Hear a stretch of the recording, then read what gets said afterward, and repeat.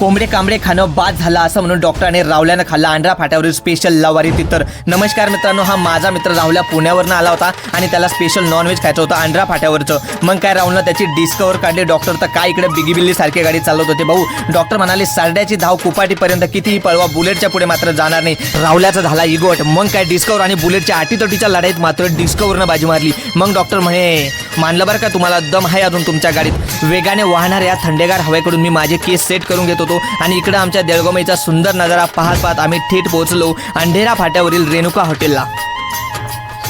इथे आल्या आल्यात जरा मामांना नमस्कार घातला आणि योगेश भाऊ तर लय रॉयल माणूस. मित्रांनो, आपण व्हेजिटेरियन असल्यामुळे अर्ध पोट तर पापड खाऊनच भरायचं होतं. आता ताटच एवढं सुंदर सजवलं म्हटल्यावर खाण्यात किती मजा असणार असा रावल्या म्हणाला भाऊ.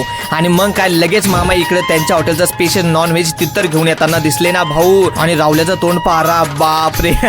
लगेच मामाने सगळ्यांना त्यांचं नॉनव्हेज दिलं आणि माझ्यासाठी आणला होता स्पेशल व्हेज दाल तडका. डॉक्टरनं लगेच लिंबाने अभिषेक घातला आणि रावल्याची खुशी मावता मावत नव्हती. भाईचा आनंद तर गगनात होता. आणि इकडे आपला असता भाऊ एकदम साधं पनीर आणि दाल तडका बास. आणि इकडे डॉक्टरने तर केला तंगड उचलून खाण्याला प्रारंभ. आणि रावला तर इकडे नळ्या फुकून फाकून खात होता भाऊ. मला आलं दाल तडका आणि बाजऱ्याची भाकर. आणि असं चुरून मुरून खाण्यात जी मजा आहे ना मित्रांनो, ती कशातच नाही. आणि इथली चव मात्र एकदम खास आहे बरं का.